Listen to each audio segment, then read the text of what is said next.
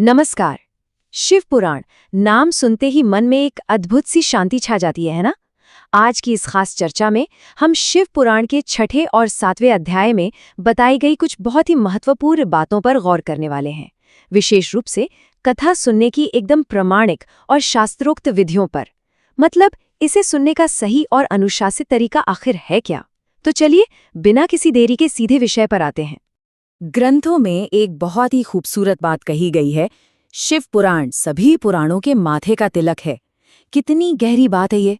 जरा सोचिए, जैसे माथे पर तिलक सबसे ऊपर सबसे अलग चमकता है ना, बिल्कुल वैसे ही ये पुराण हमारे आध्यात्मिक कल्याण के लिए सभी शास्त्रों में सबसे श्रेष्ठ माना गया है। एकदम सर्वोच्च स्थान है इसका। तो आज की हमारी इस चर्चा का क्रम बड़ा ही सीधा सा रहने वाला है।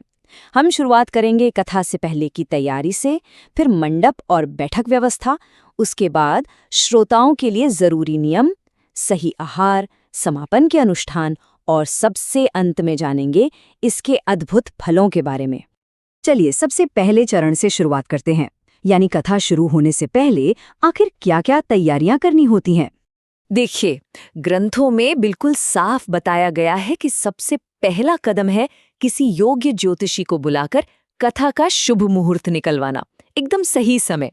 उसके बाद सभी शिव भक्तों को बहुत ही आदर और सम्मान के साथ निमंत्रण भेजना चाहिए, ताकि कोई भी इस महान पुण्य से अछूता न रह जाए। और हाँ, तीसरा सबसे जरूरी काम है एक पवित्र जगह चुनना। ये कोई मंदिर हो सकता है, कोई तीर्थ स्थान, एकांत वन या फिर श्रद्धा के साथ अपना खुद का घर भी। अब जब स्थान तय हो गया तो आते हैं हमारे दूसरे चरण पर, यानी कथा मंडप और वहां बैठने की क्या व्यवस्था होनी चाहिए। अब ये जो कथा मंडप है ना, ये देखने में बेहद सुंदर और पूरी तरह से भक्तिमय होना चाहिए। इसे केले के खंभों, ताजे फूलों और एक बहुत ही सुंदर चंदोवे या कैनोपी से सजाया जाना चाहिए। और हाँ, चारों कोनों पर झंडे लहराते हुए होने चाहिए। सबसे मुख्य बात, भगवान शिव और कथावाचक के लिए पूरी श्रद्धा के साथ दिव्य आसन बनाने जरूरी हैं। ये हमारी गहरी भक्ति को दर्शाता है। साथ ही कथा सुनने वालों के लिए भी बैठने की बहुत ही बढ़िया और उचित व्यवस्था होनी चाहिए। अच्छा, अब सबसे अहम सवाल, कथावाचक जिन्हें हम व्यास कहते हैं, उन्हें कैसा होना चाहिए? शास्त्रों के अनुसार उन्हें पुराणों का सच्चा ज्ञाता, मन से एकदम पवित्र, शांत, दयालु और हर तरह की ईर्ष्या से मुक्त होना चाहिए।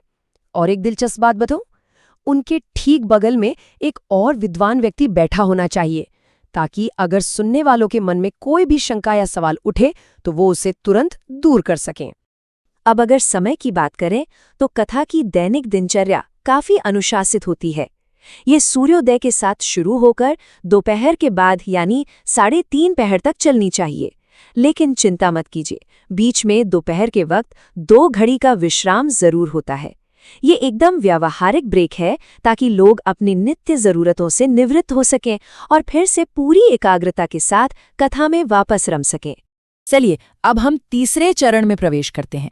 ये हिस्सा बहुत जरूरी है। श्रोताओं के लिए कुछ खास नियम और अनुशासन।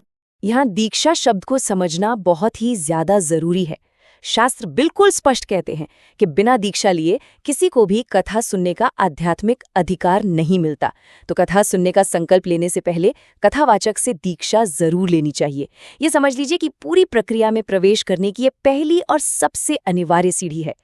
दीक्षा लेने के बाद कुछ विशेष शारीरिक नियमों का पालन करना होता है, जैसे कि ब्रह्मचर्य का पालन करना, जमीन पर सोना और पत्तल में भोजन करना। और जो लोग शारीरिक रूप से समर्थ हैं, उन्हें दिन भर की कथा समाप्त होने के बाद सिर्फ एक बार ही अन्न ग्रहण करना चाहिए। सच कहूं तो ये नियम केवल शरीर को कष्ट देने के लिए नहीं है, बल्कि ये मन में एक गहरी विनम्रता लाते हैं और कथा के प्रति आपका फोकस एकदम अद्भुत स्तर तक बढ़ा देते हैं। अब आते हैं चौथे चरण पर। यहाँ हम बात करेंगे आहार और आचरण की, जो कि आंतरिक शुद्धि का सबसे मुख्य मार्ग है। देखिए, कथा के दौरान हमारे संकल्प की असली परीक्षा होती है। गरिष्ठ यानी पचने में भारी अन्न, दालें और जला या बासी भोजन तो बिल्कुल नहीं करना है।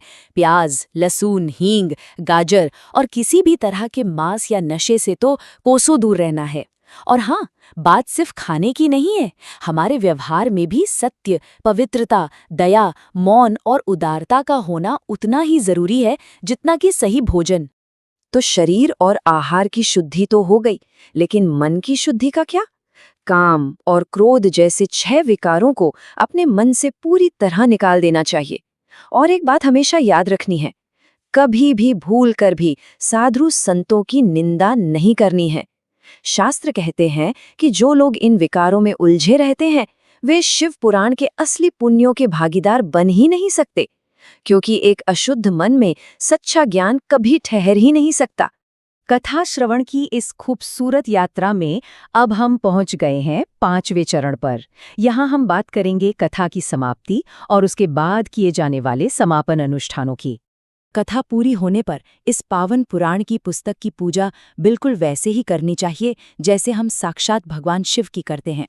इस पवित्र ग्रंथ को एक सुंदर से नए बस्ते में आदर के साथ रखना चाहिए और इसके साथ साथ कथावाचक और उनकी मदद करने वाले अन्य पंडितों का भी पूरे विधि विधान और गहरे कृतज्ञता के साथ पूजन करना बेहद जरूरी है।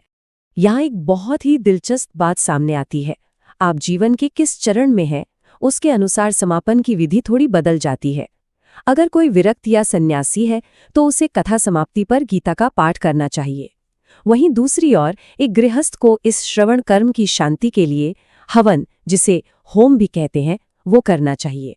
और अगर किसी कारणवश गृहस्थ हवन न कर पाए तो वो पूरी भक्ति के साथ भगवान शिव के सहस्र नाम का पाठ कर सकता है। इस पूरे अनुष्ठान और व्रत को पूरी तरह से सफल बनाने के लिए 11 का अंक बहुत ही खास माना गया है। नियम कहता है कि 11 ब्राह्मणों को शहद से बनी खीर खिलानी चाहिए और उन्हें पूरे सम्मान के साथ दान दक्षिणा देनी चाहिए। यही वो कदम है जो आपके व्रत की पूर्णता पर मोहर लगाता है। और जो लोग आर्थिक रूप से संपन्न हैं, उनके लिए शास्त्रों में एक बहुत ही विशेष दान का जिक्र है। 3 तोले सोने का एक सुंदर सा सिंहासन बनवाकर उस पर शिव पुराण की लिखी हुई पोथी स्थापित करनी चाहिए। फिर उसकी पूजा करके उसे आचार्य जी को भेंट स्वरूप दे देना चाहिए। ग्रंथों का तो यहाँ तक कहना है कि इस दान के प्रभाव से मनुष्य संसार के सारे बंधनों से हमेशा के लिए मुक्त हो जाता है। और अब हम इस चर्चा के अंतिम और शायद सबसे प्रतीक्षित चरण में आ गए हैं, यानी इस पवित्र कथा को सुनने के अद्भुत और उत्तम फल। सबसे खूबसूरत बात यह है कि शिव पुराण की कथा सकाम और निष्काम दोनों ही तरह के भक्तों पर अपनी असीम कृपा बरसाती है। जो लोग किसी सांसारिक इच्छा या कामना के साथ इसे सुनते हैं, उनकी वो सभी मनोकामनाएं पूरी होती हैं, और जो बिना किसी स्वार्थ के एकदम निष्काम भाव से शिव की शरण में आते हैं, उन्हें तो सर्वोच्च मोक्ष की प्राप्ति हो जाती है।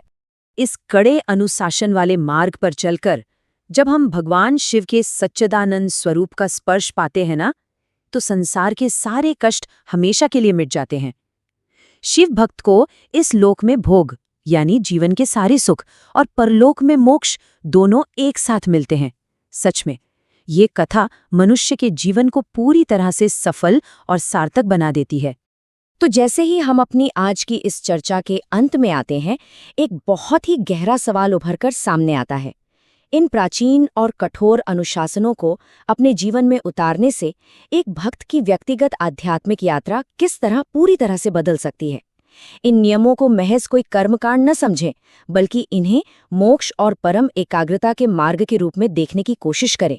जरा सोचिए, इतनी गहरी श्रद्धा और समर्पण हमारे भीतर कितने बड़े आध्यात्मिक बदलाव ला सकते हैं। आज की इस प्रस्तुति में बस इतना ही। ज्ञान और भक्ति के इस अद्भुत सफर में ऐसे ही आगे बढ़ते रहिए।